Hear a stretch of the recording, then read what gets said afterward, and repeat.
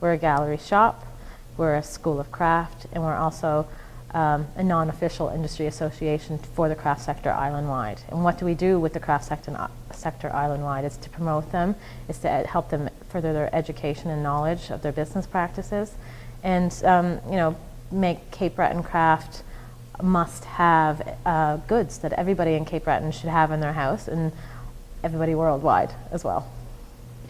The arts and culture sector has been identified as one of the 5 economic drivers for the continued development of Cape Breton Island. Because life is not just all about dollars and cents and buildings and scenic beauty. We need ways to exhibit our culture and express our own humanity, and that's art has for thousands, tens of thousands of years been the way that people do that. You know? I think as we celebrate 40 years of hands-on creativity, I mean, this is just an awesome vision to get your head around, the fact that the Centre for Craft and Design, initially as the Cape Breton School of Crafts, has really been operating successfully as a not-for-profit organization for 40 years.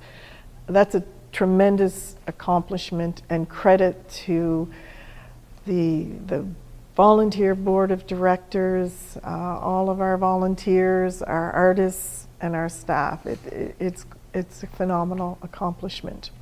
But when I look back and have read the history of how the center started, first as the Cape Breton School of Crafts, it was started to make sure we preserve the craft that was being produced on this island, and also to recognize that craft was a business on Cape Breton Island.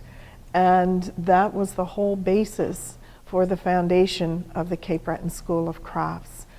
And look how much we've grown. The potential that this facility has brought to the growth of the craft sector and the cultural sector. We're now a major piece of the cultural infrastructure on the island. But it has definitely raised the profile of our artists. We now have 75 of them represented in our gallery.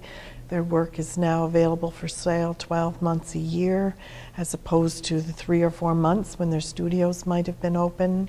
We've hosted so many community events, so it has brought a whole new audience to the craft sector and to the cultural sector.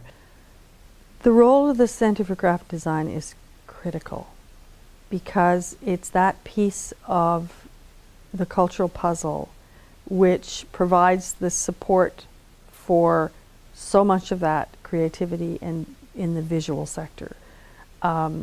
It's the one place that people can say can give them skills, can give quality assurance, can give people a voice, can be an opportunity for marketing and reaching international markets.